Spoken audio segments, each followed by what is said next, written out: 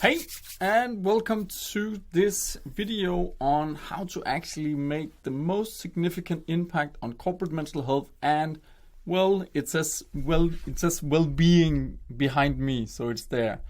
All right, I hope that you're having a really great day, and I'm looking very much forward to actually sharing you this particular piece of knowledge right here. So the two of us, the reason why you're here is that we actually share a passion, right? So we share a passion for wanting to help out other people. We think that it's extremely important that we actually somehow figure out how to actually solve this humongous problem of poor mental health in any kind of organization. And we have that passion, but sometimes it's great to have passion, but we also need to be very much aware of what is actually controlling the other stuff. So the other parts that we want to impact, in this case, the corporates, because we work with corporate mental health.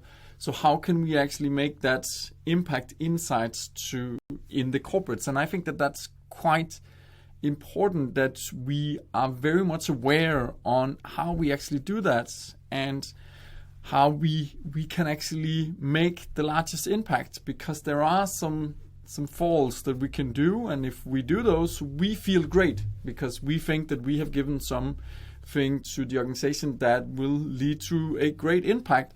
But then we're going to discover that it's not going to be, that's simply not the fact.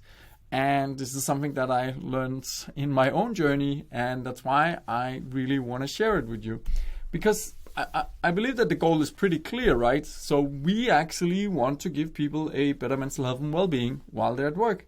We want to build resilience, so give them an understanding of what's actually happening when they're under pressure, how can they cope with it, and how can they actually be prepared. A huge part of this is, of course, a managerial role that you need to be able to explain to your employees that now something is going to happen that's probably going to affect how much pressure you have on you right now.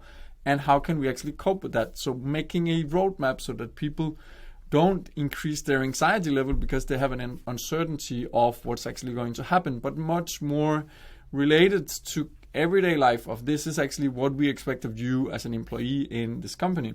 We want to give people a presence, a deeper presence towards their family when they get home from work or their friends. So how do we actually do that? And why is that so extremely important? Because if we drain people at work, if we ask them to do more, do it faster, and tomorrow we would like you to do 5-10% more, well, then we're burning people out. And we all know this in this modern day in the modern world that we live in right now. If we pressure ourselves too much, we seek comfort, and comfort can be all sorts of different things. It can be all the way from cigarettes to alcohol to smartphones. Smartphone addiction is just going through the roof. And the people who designed Siri's are just getting better and better at it. So the addiction of actually just being passive on the couch, not really being present towards anyone, is just increasing whenever we put ourselves under too much pressure. And I'm sure that you can relate to the same thing. So try to look back on the last time that you were under a lot of pressure. What did you comfort yourself with? And we need to kind of make people understand that it's okay for a while, but then after that, we actually need to be present towards our family. We need to be there to actually be engaging with them, because it's not only going to increase our own mental health, but it's also going to increase theirs. And then the obvious thing, we really want to avoid people suffering from burnouts or long-term stress. And I think that's just a given for anyone who have actually seen someone, a skilled, motivated, engaged person, suffer from burnout, knows what kind of consequences that can have for not only the individual, but also for the family, and obviously also for the organization. So when that's said, and we want the same thing, right? It's pretty much, you can shape it or package in any other way, but this is like the majority of people with a passion for mental health. This is what we want to give people, right? So how can we actually do that? How can we make the biggest impact into an organization?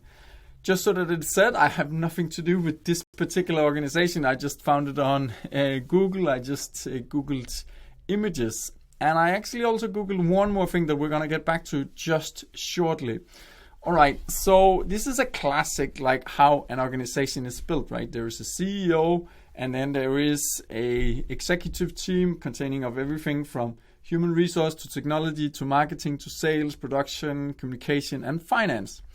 And this is quite interesting because this is the way that any given organization in more or less is formed. And it has been like this for many, many years. Now, why is this interesting when it comes to mental health and well-being in an organization? Well, what we can do and what many people have been doing for many, many years is that we go in and then we get the opportunity. Let me see if I can actually get to draw something here. So we go in and we actually get the opportunity to train with maybe these people here, because this is where we're seeing that there is some sort of issue with their mental health and well-being. So we actually get the chance to work with this part of the organization. We go in, teach them about anxiety, stress, or depression, or whatever it could be, right? We do 30 minutes of presentation. We feel really good because we think that a part of our passion for helping people has actually impacted them, and we believe that now it's going to impact the rest of the organization. Unfortunately, that's not the case, and it's not because we're doing a bad presentation or we don't have the passion or the knowledge that we need to actually impact people. It's just because that it's not hitting that nerve where it's actually important for that particular organization. And where do we actually need to be to make a long-lasting impact for the entire organization? Well, the answer is pretty clear. If I can get my drawing dingy to show up again here. Where did it go? I'm not sure. There it is. All right, so I can't actually see. All right, but the answer is pretty clear. We need to be at this part of the organization. Regardless if we like it or not, this is where we need to be. This is where all the decisions are being made. This is where people actually decide what is going to happen for the organization. And I'm sorry to bring this in like this, but I also looked at the stats of where people are actually making the most money. And I just throw in some stats from the UK, but it looks the same all over the world. So obviously the CEOs are the people who are making the most, but in the next line, right, that's sales and marketing. And then after that, it's actually technology. And then on a fourth or fifth place, it's actually finance. But it's kind of represented across the line of the executives. And we need these people to feel that mental health and well-being is important to them. And I know that if you've met some of these people, it can from time to time seem that they don't really have that much of an interest in people. They have much more interest in the results, which is kind of in a nutshell. And some would argue that this is why they're here. The finance manager is there to be in control of the finances. The sales guy is there to actually increase sales. And the CEO is kind of there to oversee that everything is doing well. And the people who own the company will get a return on the investment that they have made for that. So how can we actually, if we have a bunch of people in this part of the organization that doesn't share our passion for mental health and well-being, how can we actually make them think of mental health as something that's important, that they need to engage themselves in, that they need to understand? Well, it's not going to be pretty, but the answer is really, really obvious. We literally just make it about, why is this giving me such a hard time? So we make it about money. And regardless of where you are, if you're in Europe, if you're in the UK, or you're in the States, or wherever you are in the world, it's the same thing that's actually making the organizations run. So if you have no sales, we have no organization. If we have no product, we have no organization. And that's kind of where we need to place ourselves with mental health and well-being. We need to make it about that organization and how they are actually performing as a whole. And that is quite crucial that we actually succeed in this. Because again, back to the example, if we go in and do 30 minutes or an hour about stress, anxiety, and depression, well, maybe maybe one of those people are actually going to take it because they were in that situation right now where they needed that information. But over time, it's going to be forgotten, and it's not going to change the culture. It's not going to make that long-lasting impact to the people that are actually there, right? So now we have two options as consultants or facilitators. We can do two things. So one thing is that we can go in and argue, if you work on mental health and well-being, you will save on the cost because people are not going to they're not going to go home whenever they're stressed or they burn out, so you're not going to lose money on that. And that's a great argument, and we can actually use that. But unfortunately, the insurance company knows that this is an issue and this is a concern, so we can just buy our way out of this. So the executive team can just buy an insurance where they're sure that if someone were to get a burnout or get stressed out, well, they just have an insurance that is actually covering them. So that might not be the best argument in the long run. And it's also going to lead us back to actually just being reactive and constantly trying to fix the fire that's there. What we can do, and this is the language that's understood by everyone who is in an executive team, if we can prove, which we are doing as a facilitator, as a corporate mental health facilitator, if we can prove that we can actually increase the revenue of the organization by setting focus on mental health and well-being, when we succeed in that, this is when we, on a continuous basis, is going to be invited back, because it's going to be the same way as changing the oil of the car.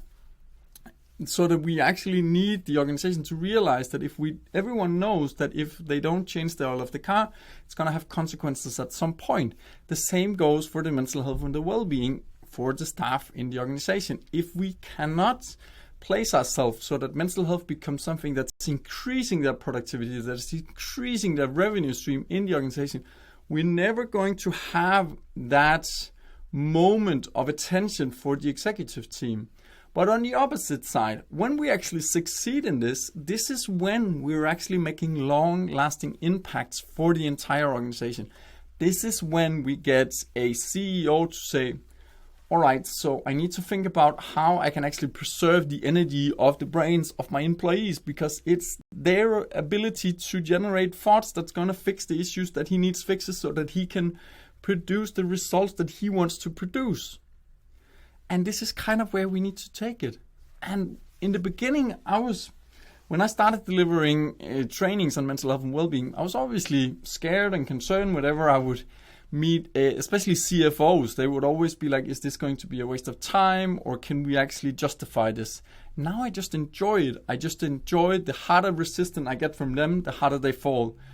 The more thanks I get whenever I'm done with running the trainings with them, because they get that understanding. They generally get that understanding that they need to be nice to people. They need to bring that understanding into the team, that they can only work in a certain way to actually gain the highest ability of productivity. And that might be flipping it around, but it's literally what we need to do to make the longest and the greatest impact to any organization. Otherwise, we are just going to be that checkbox exercise. All right, so if you find any of this stuff interesting, I do really encourage you, just press the button below here, the video, and you can fill out an application form. We're more than happy to actually spend time together with you and discuss this and how this actually can become a business opportunity for your business. I hope that you're going to have a truly fantastic day. Speak soon. Bye, guys.